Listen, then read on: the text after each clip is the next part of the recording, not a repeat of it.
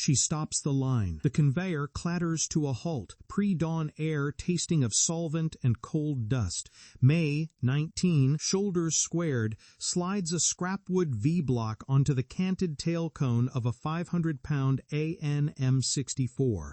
2 locator pins bite into drilled holes. A hand clamp snaps shut. The jig holds the fin angles like a fist. Around her, wrenches dangle. Safety glasses fog. A foreman's whistle hangs unsounded. "Time me," she says, not loud, just steady. Doctrine says keep the line moving. Fixtures are supposed to come from the tool room with paperwork, not from a girl's pocket knife and a crate lid. But every minute spent coaxing 4 fins into alignment is a minute off quota, and that number has a destination. May's gloves squeak. The tail ring slips into place. Rivets pop clean. A click on the torque wrench. A chalk mark on the seam. A tug to test. The supervisor hesitates. He enforces standard work. He can write her up or wave her on. He glances at the wall clock and raises his stopwatch. Go! The second tail comes into the V. Locator pins guiding the holes home without wrestling. No cussing, no bruised knuckles. The usual chaos goes quiet, the noise reorganized into rhythm. 4 tails in the window that usually yields 1. That's the boast, the bet. Hands move with farm shop confidence. A small rebellion under signs about safety and speed. When the light swings green again, her cell has 4 assemblies racked and tagged. The foreman exhales and clicks the watch. The number in his palm will travel, up to the engineer on the catwalk, across to the suggestion box clerk, out to the ordnance officer who still calls his bottleneck labor. That's the scene, and we owe you proof. Did a scrapwood jig like this really quadruple output, or is that pride gilding memory? We will sift time study sheets and plant papers, draw the line between anecdote and measurable change. We will ask whether minutes saved in Texas or New Mexico arrived as tonnage over Bremen, or as a few hours' sleep for a crew chief in East Anglia, because there are lives at both ends of this line. More bombs assembled can mean fewer idle aircraft, and on some days, fewer second sorties. It also means more roofs gone. More cellars crowded with breath and fear. Precision versus chaos isn't just a tale that doesn't wobble. It's what happens when a system tightens and the world outside loosens into fire. Quadrupled. For whom? The war machine runs on doctrine. It also runs on disobedience small enough to pass as common sense. Manuals preach, hands improvise, managers collect plaques, makers go unnamed. Recognition versus anonymity is the quiet ledger behind every E-award photograph. We will keep that ledger open as we trace one fixture's path, separating what can be counted from what only feels true. Mini-hook, a reversal. The jig doesn't just speed assembly, it saves fingers. The old way pinched skin when the fin stack shifted. Constraints don't only accelerate flow, they lower harm. That trade-off, safer work feeding a deadlier output, sits at the center of this story, and we won't look away. The conveyor hums again. The foreman pockets the stopwatch without a word. May wipes her palms and nudges the jig toward the next tail as if it always belonged. Outside, the horizon grays into a day of quotas and questions. If a handful of hens and a plank can change the rhythm here, imagine what they might do to the bottleneck the rest of the plant still calls normal on every shift. It isn't the explosive that slows the bomb, it's the tail. Mid-1942 into late 1943, in new filling and assembly plants scattered across the American Southwest, the calendar is a metronome, and the constraint is surprisingly plain. Align 4 sheet metal fins to a conical tail, fasten them to spec, and do it again for hours. Freehand, under a 10-12 hour shift, that step bleeds minutes and skin. Holes almost line up, then don't. A fastener skids. The fin stack shifts and pinches. A go-no-go gauge waits like a judge. Fail it, and the assembly rides backward on a cart wearing a rework tag no one wants. Doctrine says this should be solved already. Industrial engineers carry stopwatches and clipboards. The tool room issues standard fixtures with part numbers. Supervisors tape the Army-Navy WWII award banner above the floor as both carrot and threat. Keep the line moving, trust the method, hit the rate. The doctrine works until it collides with the variability of hands, metal, fatigue, and the blunt truth that a fixture designed in one calm office sometimes wobbles on a real bench at 3 a.m. Above the floor, demand climbs. USAAF planners ask for more general-purpose bombs month after month. Procurement curves ratchet upward as the combined bomber offensive expands. Reports chart a steep rise through 1943 in tonnage dropped, and every sortie consumes steel, explosive, and labor with no return except another line item the following day. The War Production Board reads the same curves and sends memoranda that translate into quotas taped to time clocks. The message is simple. The arsenal is on a deadline that moves faster than any single plant.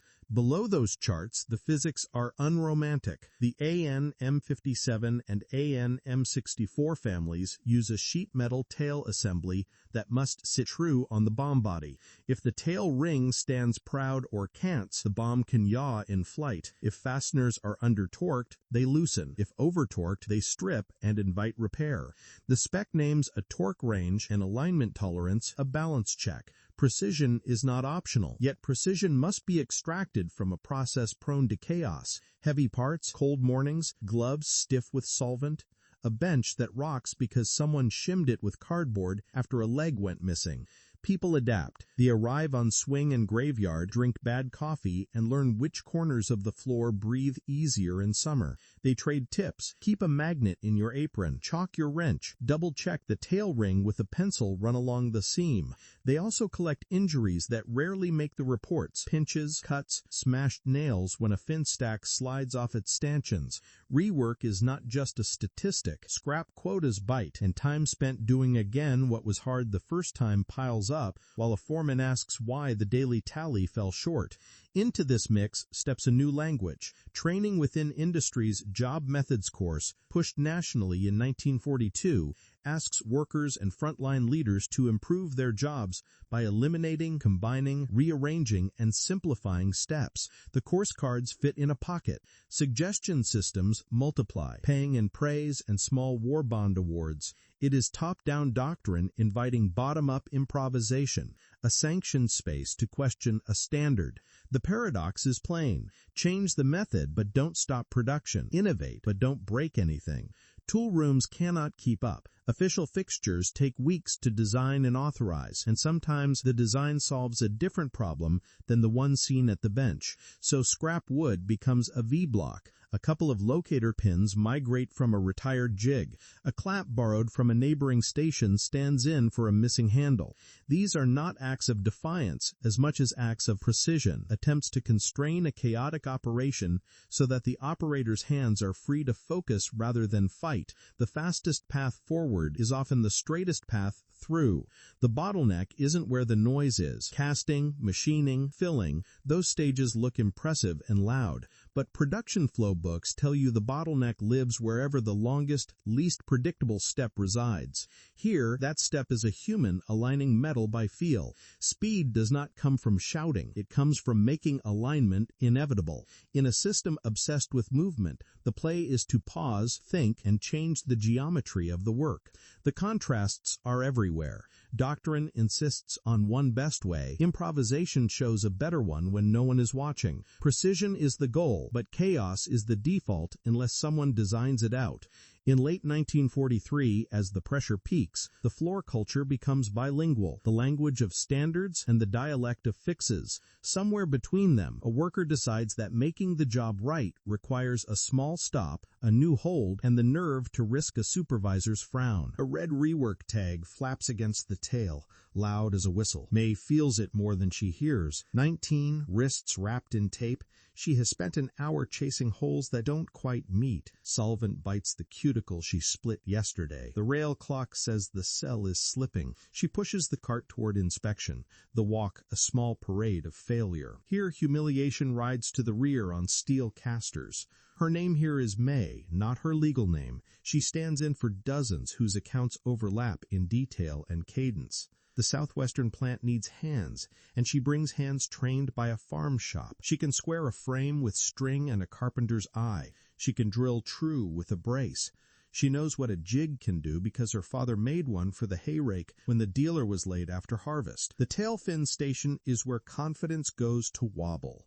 4 fins, a conical collar, a ring, fasteners that demand feel. The official fixture, issued, numbered, approved, sits 2 benches away, heavy and clumsy, useful until a leg went missing, and the tool room promised a replacement that has not arrived. So the operator steadying a tail uses her thigh, or a block, or a prayer. Hours pass. The go-no-go gauge returns verdicts without pity. Last week, in a break room that smells like paste and coffee, May sat through a job methods session. A plain Jane instructor handed out a card. Eliminate, combine, rearrange, simplify. Find the waste, name it, propose a better way. The doctrine fits in a pocket, yet the subtext is dangerous. Do not stop the line. Do not make a scene. Change the job, but only between the beats. Duty is forward motion. Disobedience is sand in the gears. The moment arrives ordinary and late. A fin assembly slips during transfer, catches a cart frame, and wedges solid. Metal squeals. The tail ring smears paint. The cart can't move, and the cell can't feed. The foreman points, then shrugs. His hands are elsewhere. Nurse it free, and they lose an hour in a quota card. May looks from jam to bench to scrap bin, and feels a draft of clarity. She says, hold, low but firm. A klaxon grumbles the official phrase, hold for line restart. Head swivel. The union steward, leaning on a post with a ledger in his pocket, lifts his brows. You own this now.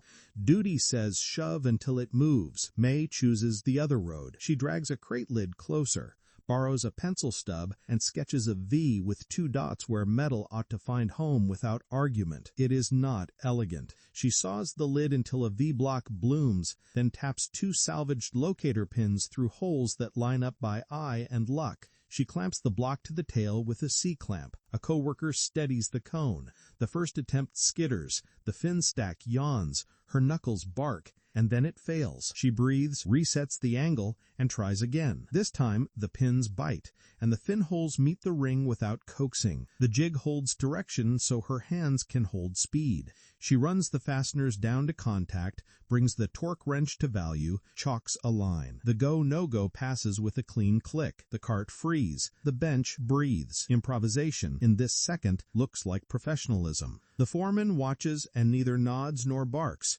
He is listening for whether the rhythm returns. May knows the rule book even as she bends it. Report deviations, request fixtures, await approval. In practice, approval arrives after the shift ends and the problem moves. She weighs consequences with a farm kid's arithmetic. Lost time, sore fingers, scoldings she can stand. What she cannot stand is waste. It offends her as a mechanic and as a citizen climbing a procurement curve drawn by people she will never meet. Disobedience, in her math, pays a civic debt. Accounts from the era echo her posture. Oral histories remember small fixtures appearing between shifts, suggestion cards inked in cursive, toolroom grudges softened by results. Plant papers list winners of savings awards next to bowling scores and birth announcements. May is a composite of that chorus, a voice that stands in where the record smudges names. She is not a heroine by declaration. She is a worker who, in a tight minute, chooses method over momentum and takes the risk on herself. The union steward watches because it is his job to watch management and workers alike. He notes the stop, the cause, the remedy. If the foreman writes a violation, there will be a conversation. If the foreman pockets his pen, there will be a conversation too. This is the ecosystem where doctrine and improvisation argue without speaking. Nobody says brave. Nobody says wrong. The shared question is colder. Does it make the job safer, quicker, truer to spec? Before the shift ends, May fills out a suggestion card in block letters. Tail alignment V-block with locator pins. Reduces handling, cuts rework, prevents pinches. She draws the sketch clean, no smears. The farm kid's pencil steady from years of marking boards she could not afford to ruin. The clerk stamps the date. The foreman takes the card and the prototype and says nothing beyond, "We will see." By morning, someone will be timing it with a practiced thumb. They do not bless the jig, they try to break it. The morning after the stop, the V-block sits on the bench like contraband. May tightens the clamp and runs a tail while a maintenance man with a machinist's stare leans in. He rattles the block, tugs the pins, and grunts. If it slips, it dies here. If it holds, it earns a chance to grow up. Iteration begins in inches. The first improvement is a fixed stop, a small shoulder that kisses the tail ring at one repeatable point. No more guessing where the cone should sit. The geometry declares it. A second locator pin becomes a dowel with a taper, guiding the fin stack without binding. The clamp turns from a stubborn C-clamp into a lever with a cam. Quick release instead of a hand-numbing twist. Each change moves the work from wrestling to placing. Wood has limits. The tool room cuts a steel V from plate, mills the angles true, and presses hardened bushings where May's pins used to chew the fibers. The steel adds weight, but weight adds stability. The jig no longer hops when a fastener bites. Maintenance drills anchor holes in the bench and bolts the fixture down so the operator's body isn't the last line of resistance.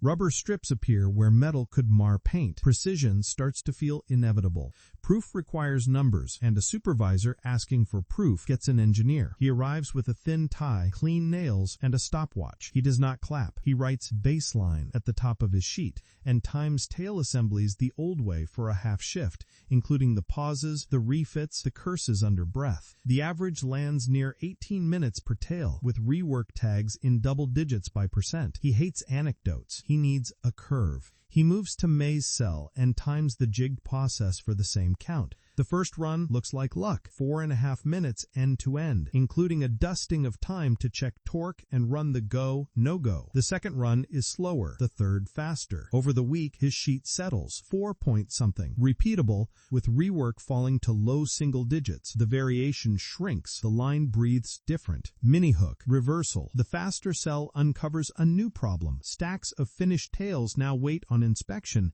and inspection, used to a trickle, becomes a wall. The noise simply moves. The engineer frowns, then smiles a little. This is what he wants to see. Any fix worth the name exposes the next constraint. He tunes the experiment, adds a step where the operator stencils a small tick mark showing torque verified, so inspection can sample instead of fully remeasure within limits. The wall softens. Precision beats chaos most when it designs a way choice. The jig constrains angles and hole position so the operator can focus on touch. The torque wrench clicks inside a narrower band because the part no longer fights back. Hands that used to push hard now guide lightly. Pinches drop. A nurse notes fewer smashed thumbnails and fewer trips for iodine and gauze. Nobody calls it safety culture. They call it a good tool. As the stopwatch pages thicken, the tool evolves again. The quick release lever gains a guard after a knuckle gets kissed by the cam. The fixed stop gets a shim to account for tail rings that vary by a hair. The bushings are replaced by hardened ones when they egg after a week. Maintenance keeps a little envelope of shims and pins at the station so operators can keep the fit tight without begging the tool room. Ownership of the method migrates to where the work lives.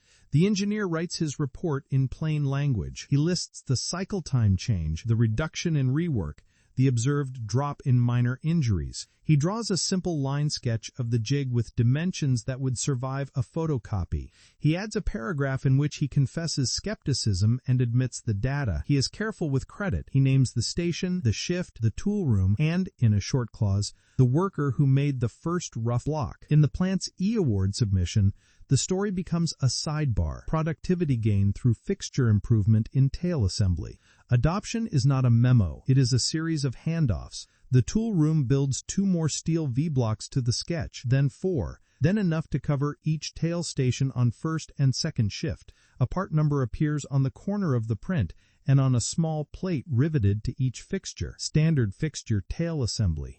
The maintenance shop adds a line to their checks. Bushings replaced at wear, anchors tight, lever inspected weekly. The process moves from favor to system. Training catches up. A job methods instructor writes a 1-page standard, that folds into the pocket card. Eliminate freehand alignment, combine holding and locating, rearrange inspection to sample, simplify clamping with a lever. New hires learn the motion on day one, with the jig sitting square, the stop gleaming.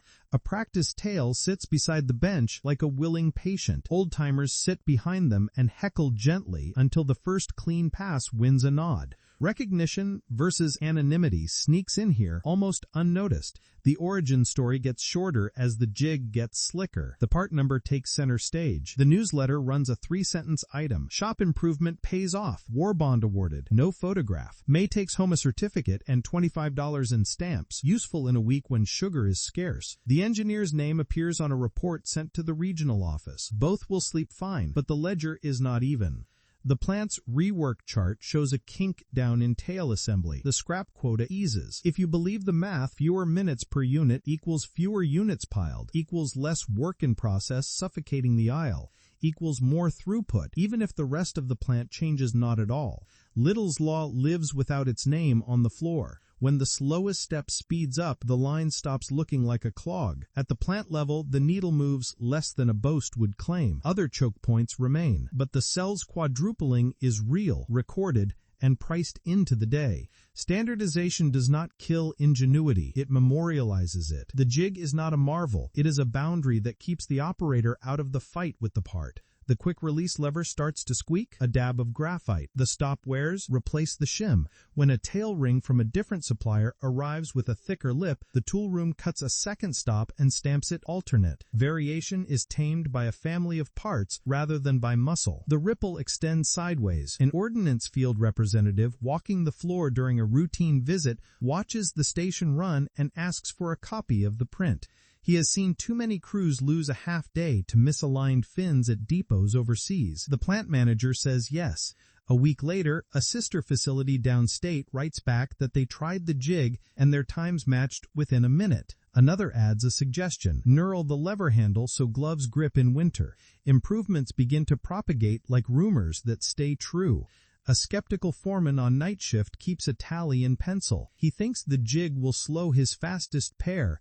Two veterans who boast they can beat any tool with speed. He is wrong. The veterans shave 30 seconds because they stop correcting for mistakes that the jig refuses to allow. What they lose in swagger, they gain in flow. He underlines the number and tucks the page in his pocket. Not every story bends clean. One Spiel V-block cracks where a welder undercut a corner. That night, a fin stack slides just as the lever is released and a thumbnail pays the price. Maintenance scraps the bad one, rewrites the weld detail, and inspects the rest. The operator goes home bandaged and irritated, but the lesson holds. Precision is not the absence of error. It is the design that makes error less catastrophic when it appears. By late summer, the fixture's presence is unremarkable. It sits there, heavy, square, part of the bench's silhouette. The station log shows better days than before. Fewer clogs, a steadier send to the next step. Operators swap out bushings as casually as sweeping sawdust. The foreman's voice is quieter. Nobody wrestles a tail into obedience. They place, clamp, fasten, check, and move on. The engineer files a final note. Cell capacity increased. Quality improved. Minor injuries reduced. Method standardized. Print released. He adds that the gain, while significant at the cell, revealed capacity limits in kitting and transport. He recommends rebalancing the work and investigating a pallet redesign for moving tails in stacks without bending fins. He understands the game now. Fix a point, move the problem, fix the next. The jig earns its anonymity. It is a thing that works, then disappears into the background hum. If you visit 6 months later, you have to ask to hear its story. The part number answers first. The people who shaped it shrug, smile, and point to the bench. That is the measure of success on a line like this. The tool that once felt radical now feels inevitable. Crates begin to fill with assemblies that pass without fuss. The loading dock grows regular rather than frantic. Somewhere down the chain, a crew that used to brace for surprises opens a crate and finds sameness in the best sense. Rhythm replaces luck, and beyond the plant's gates, that rhythm starts to change other calendars. Down the chain, The crates are a rumor before they are a sight. On a hard stand in East Anglia, an ordnance sergeant squints at a slate sky and a row of empty dollies. It is early 1943, and he keeps time by how long the bomb train takes to appear from the railhead. Some days the trucks do not come. Other days they come thin, with tails bent and holes that will not meet. The planes sit fueled. He writes shortages on a clipboard that stains his sleeve with graphite. He knows the aircraft by nickname, the bombs by weight, the schedule by feel. The job is turnaround. Get a heavy bomber offloaded and back on the line before weather or orders take the day away. Field fixes eat his mornings. A tail unit that ought to slip on and pin true comes stubborn. He reaches for shims cut from ration tins, taps a fin with a wooden block, sights down the cone, and hopes the fuselage will not wobble in the slipstream. He signs repair tags that multiply in the shop like weeds after rain. The myth says problems end at the fence line. The reality is a system where every weakness travels. When the crates run late, the sergeant borrows from tomorrow's bomb dump to feed today's sortie. When tails arrive with holes off by a whisper, his fitters waste minutes they cannot buy back. He counts and he curses. He thinks about the men who will ride these aircraft back over water toward a city he mispronounces, and about the men and women he cannot see who send him steel in boxes. Months later, the rhythm tilts. Late 1943 into early 1944, the bomb train shows up on time, often enough to feel planned. Crates open to assemblies that sit square. The sergeant notices it in the small things. Fewer shims, fewer returns to the bench. Repair tags do not vanish, but they thin. He chalks turnaround times on the board, and the numbers slide. Statistical control tallies show tonnage climbing across the theater. On this concrete, it feels like fewer stumbles and more departures before fog closes the field. He asks no blessing and hears no explanation. Someone upstream fixed something. The aircrew thank their gods, the station commander signs forms, and the ordnance section keeps its head down. Recognition runs forward. Anonymity runs backward. A newspaper at home will print a photograph of a crew under a wing. No one will photograph a crate that finally arrives with all its tails true. He accepts the trade because it makes his work less of a gamble. Back at the plant, an engineer stands over a paper map of the line with thread pinning stations. She explains later how a cell-level gain never travels alone. The jig that speeds tail assembly increased output there, but the kitting crew had to change how they delivered rings and fasteners, or the new speed would build a silent wall of work in process. Inspection shifted to sampling with clear limits. Transport switched to pallets that held tails upright so fins would not creep out of true in transit.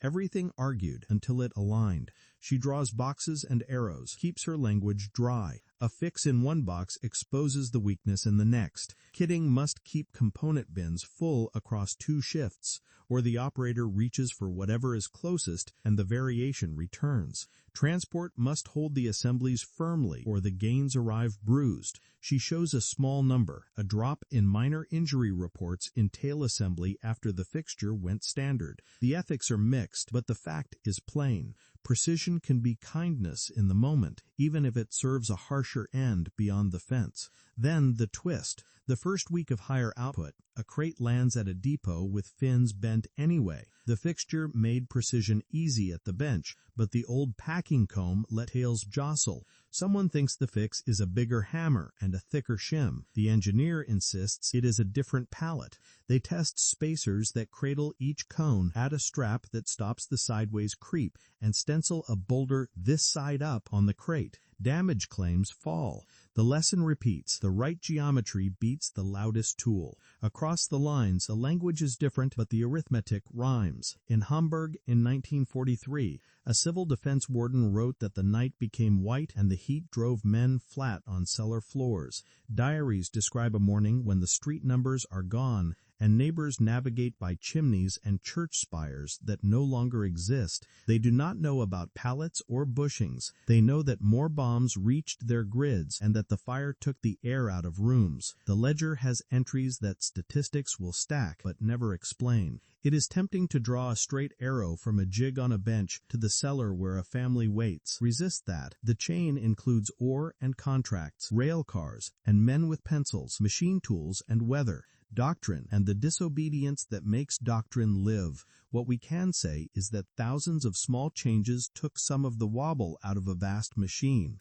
When the wobble lessened, airfields could launch and recover with fewer stutters, and cities felt the consequence. Single hero tales shrink that reality. Systems, not solos, carried the weight. On the line, the sergeant's ledger tells its own story. Repair tags on tail units dwindle from a stack that flopped onto the bench to a clipboard that lies flat. The ordnance train rolls with fewer stops at the rework shed. By winter of 1943, his section turns aircraft faster on good days and loses fewer bombs to last-minute scrubs. Statistical reports tick upward with tonnage and sorties, but he feels the change as an hour he can hand back to a crew chief who hasn't slept. Credit flows upward in dispatches. His name stays in pencil. The plant engineer receives a terse note from an ordnance representative who saw the fixture on a walkthrough. "Send one print, please." Weeks later, a sister facility reports similar gains and adds a tweak. The change moves not by speeches, but by drawings and quiet phone calls. She updates the standard, stamps a new revision,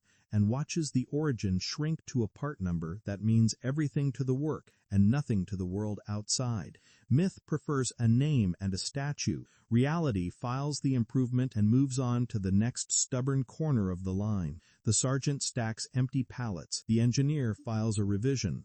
A family in a cellar opens the door to a morning that does not look like the one they remembered. Between those points runs a trail of forms, timesheets, prints, and memories. If we want to claim the ark, we owe proof. And the proof lives in ledgers and photographs and the small writing on the backs of shop floor cards. Follow that paper and the names that never made it into headlines and see what holds when memory is set beside the record. We owe you receipts. The quadrupled line rides only if the paper under it holds, so we anchor the claim to pages, not vibes. In our usage, quadrupled means cell-level throughput on a specific tail assembly station, measured by a time study before and after the jig appears.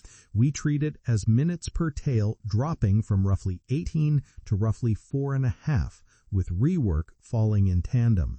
That framing matches how wartime plants reported improvements internally, even when factory-wide output moved less.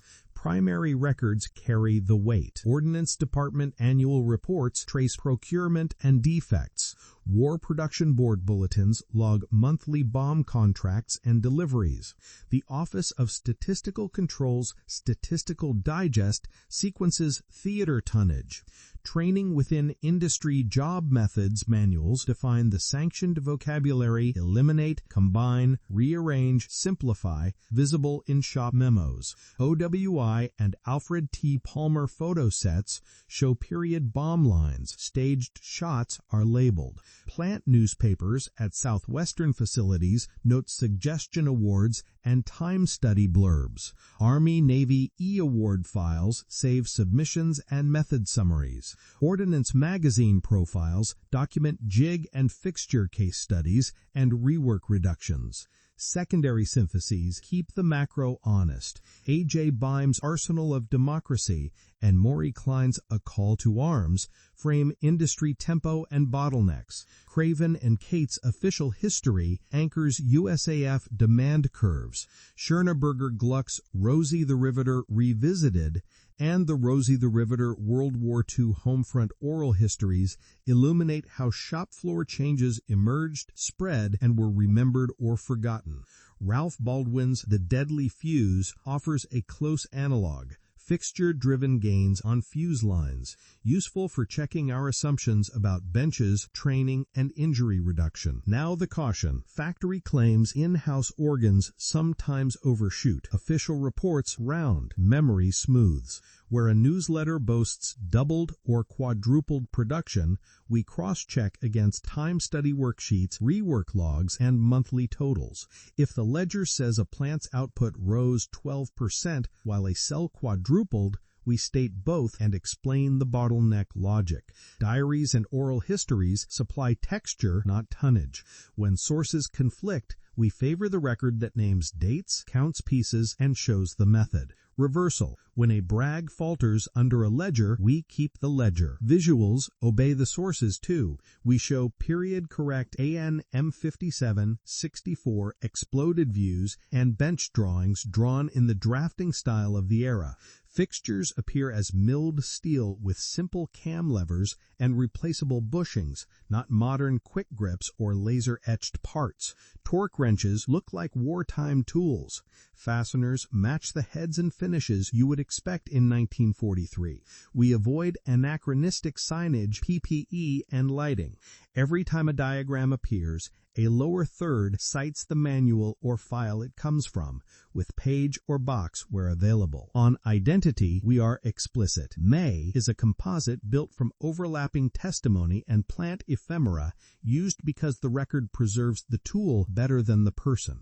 We note the collections feeding her voice, including the Rosie the Riveter World War II Homefront Oral History Project, Regional Historical Society interviews from ordnance towns in Texas and New Mexico, and wartime plant newsletters that print suggestion winners by first name or initial. Where quotes compress multiple accounts, we signal that compression on screen. One more boundary, causality. We do not claim a single jig changed theater-level tonnage. We use the jig to show how micro-innovations aggregate inside a distributed system, then test that arc against ordnance and statistical control tables. Where numbers lack a document, we say so. Where a detail is inferred, we name the inference. With the ledger open and sources surfaced, we follow the fixture from print to practice and watch with the numbers unlocked in the days that followed. By autumn, the fixture looks like it has always been there. Steel V, fixed stop, cam lever, bushings that click into place, part number stamped small, standard fixture, tail ASSI. Trainees gather at first bell and learn the motion by touch. The instructor folds the job methods carb against the bench and walks them through eliminate, combine, rearrange, simplify. The jig folds into doctrine without ceremony. It is no longer a question, it is standard work. An Interplant Better Methods bulletin prints a thumbnail sketch. Tail alignment fixture reduces handling time and moves on to palette redesigns and paint shop stencils. In the E-Award file, a typed page notes improved throughput and fewer minor injuries at the tail station. Somewhere on a break room board, a short line appears. Suggestion Award, tail jig, war bond to M. She signs for $25 in stamps, buys soap, and goes back to the bench. No patent follows. The part takes the credit. The data settles the argument the way numbers do. Cell cycle time holds near 4.5 minutes on good days. Rework in low single digits. Plant output rises modestly because other choke points assert themselves. Kitting, inspection, transport, even rail cars at the dock. Yet across late 1943, aggregate changes like this one help close a bomb bottleneck that commanders had felt at airfields months before. Statistical control curves bend upward. Procurement tables fill their columns. Crews in East Anglia find fewer surprises in the crates. We state it plainly. No single jig changed the war. It joined a multitude of local repairs that moved a distributed system from wobble to rhythm. That is the moral geometry of production. Many hands sanding edges the doctrine cannot see, while doctrine gives those hands a frame and permission. Training within industry was that permission. It told workers to think, to alter the sequence, to prove the change, and it gave foremen a safe lane to say yes. Recognition versus anonymity never balances. Managers sign submissions and pose under banners. Workers carry on with sore wrists and quiet pride. The newsletter remembers the tool for a week. The part number remembers it forever without saying who. In a country that paid in stamps and ration books, the people who invented small solutions rarely owned them. They donated their ingenuity to a cause and watched it dissolve into the machine. Precision versus chaos is the other ledger. The fixture is a small act of mercy in a place that ate fingers. Constraint design made pinches rarer. screws fewer, inspection quicker, spirits steadier. It also made more bombs, and those bombs reached cities where cellars turned hot and gray, where people wrote names in chalk on doors they would not see again. Two truths meet on the cribbed timbers of a workbench. Tools can save and harm at once, depending on where you stand. May, as we name her, does not stay to burnish a legend. When the noise slows, she leaves with a scar where a clamp bit and a habit of checking seams with her thumb.